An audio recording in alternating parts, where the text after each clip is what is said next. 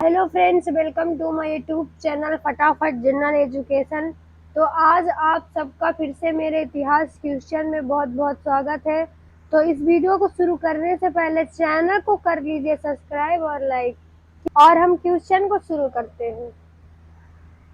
Question है, regulating act 1773 के तहत बनने वाले प्रथम गवर्नर जनरल कौन थे? तो कौन थे? वारेन हेस्टिंग थे। निम्नलिखित में से कौन सा भारत में समस्त ब्रिटिश संवैधानिक प्रयोगों में सबसे अल्पकालिक सिद्ध हुआ?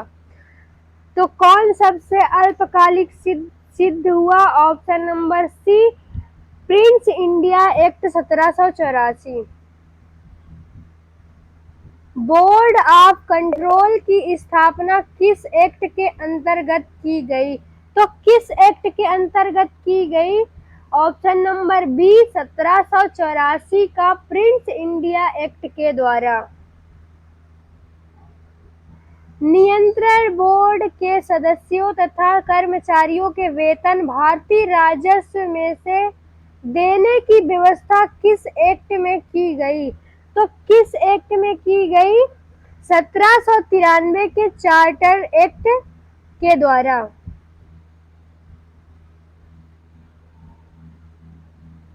किस एक्ट के द्वारा कंपनी ने भारत के साथ व्यापार करने के एकाधिकार को छीन लिया था?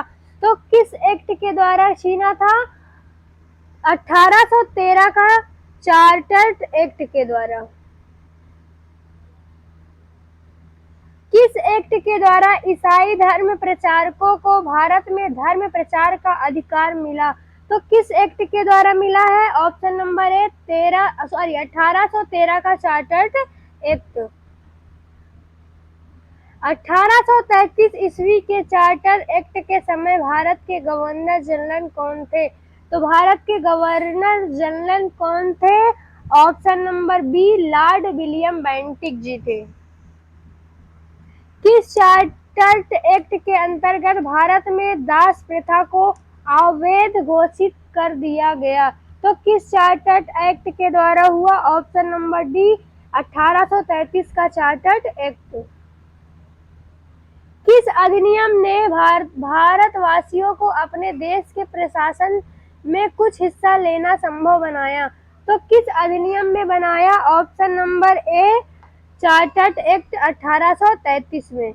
सेवाओं में महत्वपूर्ण पदों के लिए प्रतियोगी परीक्षाओं का आयोजन किस एक्ट के अंतर्गत किया गया? तो सेवाओं में महत्वपूर्ण पदों के लिए प्रतियोगी परीक्षाओं का आयोजन किस एक्ट के द्वारा किया गया? ऑप्शन नंबर डी, 1853 का चार्टर्ड एक्ट के द्वारा।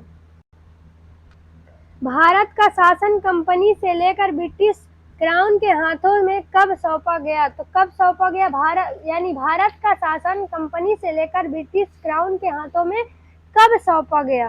तो ऑप्शन नंबर है ए, भारत शासन अधिनियम 1858 में।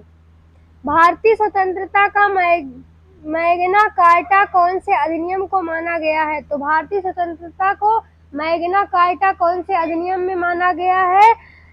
1858 ईस्वी का भारत शासन अधिनियम के द्वारा माना गया है। 1919 के भारतीय परिषद अधिनियम में किस बात की व्यवस्था की गई? तो किस बात की व्यवस्था की गई? सांप्रदायिक प्रतिनिधित्व का।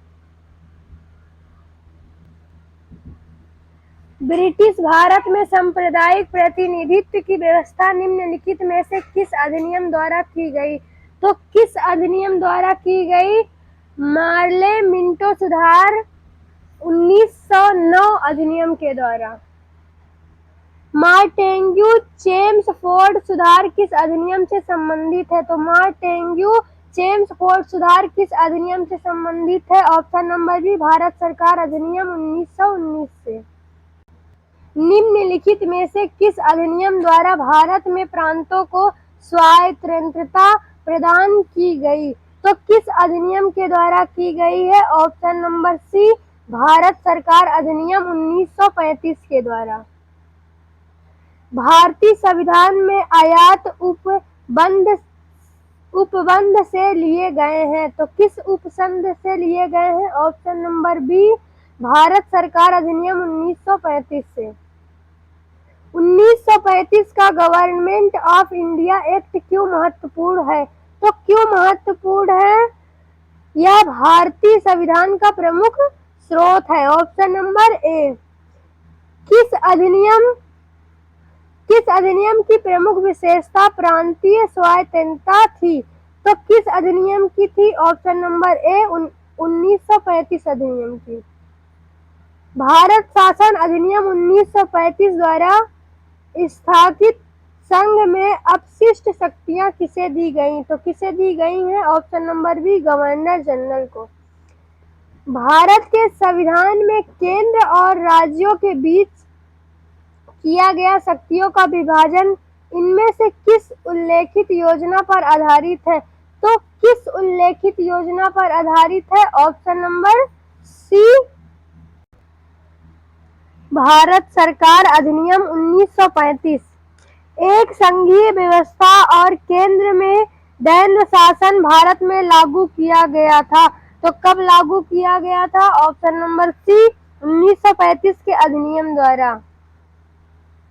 भारत में संघीय न्यायालय की रचना का समर्थन निम्नलिखित में से किस अधिनियम आयोग द्वारा किया गया? तो किस अधिनियम आयोग द्वारा किया गया? ऑप्शन नंबर सी भारत सरकार अधिनियम 1935 द्वारा। किस अधिनियम के फलस्वरूप वर्मा भारत से अलग हुआ था? तो किस अधिनियम के स्वरूप वर्मा भारत से अलग हुआ था? Option number C government of India act 1935 के द्वारा।